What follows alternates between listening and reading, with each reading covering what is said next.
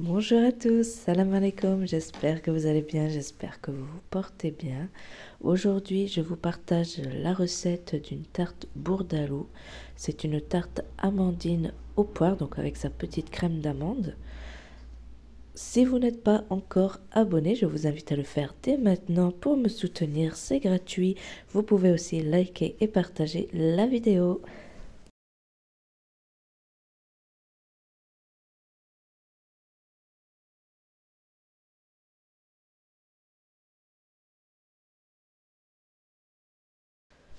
Je commence par mon sirop d'imbibage. Donc j'ai mis l'eau, le sucre, la vanille pour aromatiser les poires, mais ça c'est facultatif. Ensuite j'ai ajouté un peu de jus de citron pour éviter que les poires noircissent par la suite. Et ensuite je vais attendre que le sirop vienne à ébullition pour plonger mes poires. En attendant, donc je vais éplucher mes poires. Je prends l'économe tout simplement, vous les laissez entières pour les pocher et il faut aussi laisser la queue car ça va nous être utile pour les mettre dans le sirop et ensuite les retirer. Une fois le sirop à ébullition, je viens plonger les poires, donc vous voyez la queue c'est pratique et je vais les laisser cuire donc 15 à 20 minutes dans le sirop. Essayez de ne pas trop les faire cuire pour pas qu'elles se cassent. Et donc après les 20 minutes, je viens les sortir et je les égoutte pour pas qu'il y ait de jus dans la tarte, pour pas que ça soit trop liquide. Ensuite, je vais mettre ma pâte à tarte dans mon plat et je vais piquer le fond. Donc c'est pour éviter que la pâte gonfle pendant la cuisson, car là je vais l'après-cuire pour vraiment éviter que le fond de ma tarte ne soit pas cuit avec la crème et les poires, et je vais mettre au four à 180 degrés pendant 10 minutes. Pendant ce temps, je vais donc couper mes poires. Je vais les couper en deux et ensuite je les couperai en fines lamelles.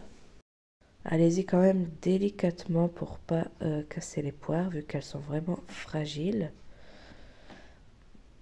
Donc vous voyez comme sur la vidéo, vous coupez en fines lamelles. C'est vraiment pour avoir un plus joli visuel pour placer les poires sur la tarte. Et vous voyez, vous allez pencher les tranches de cette façon. Donc là, je fais pareil avec toutes les poires.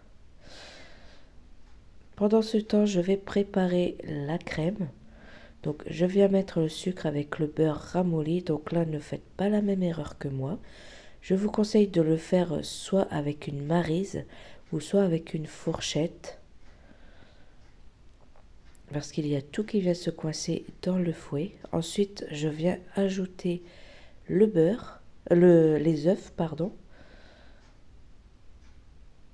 Donc vous mélangez.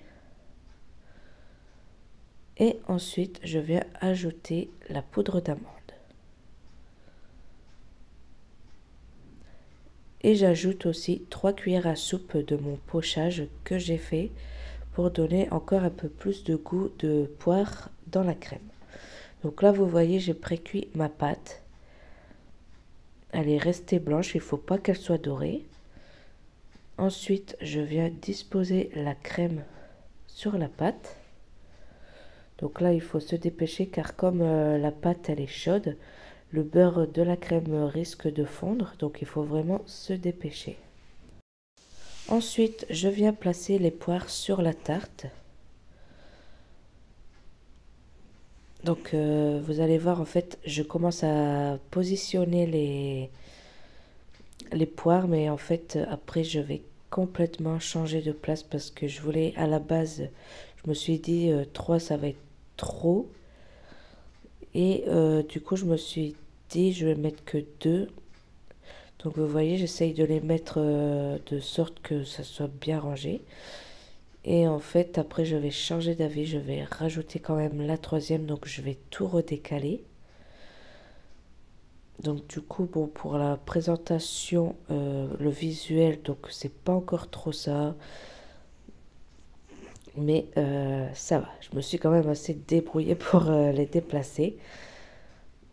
Et ensuite, je viens mettre des amandes effilées sur les endroits où il y a la crème et un petit peu sur les poires, mais très légèrement. Et ne vous inquiétez pas si vous croyez qu'il n'y a pas assez de volume en crème, elle va gonfler pendant la cuisson et elle va vraiment arriver à la hauteur des poires.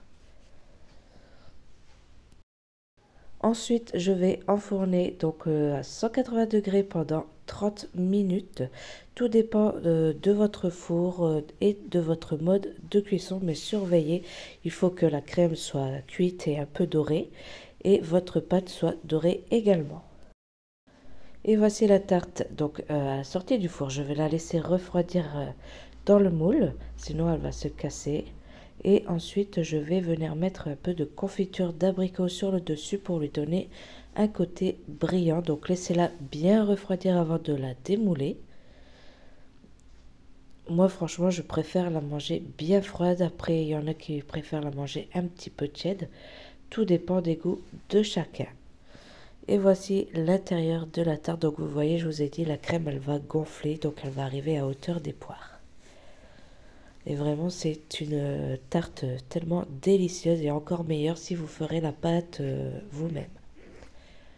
Et pour les poires, donc vous pouvez acheter également les poires déjà pochées en boîte de conserve. Et voilà, donc la vidéo est terminée, j'espère qu'elle vous aura plu. N'oubliez pas de vous abonner, c'est gratuit et en même temps ça va me soutenir pour me donner le courage pour faire mes vidéos.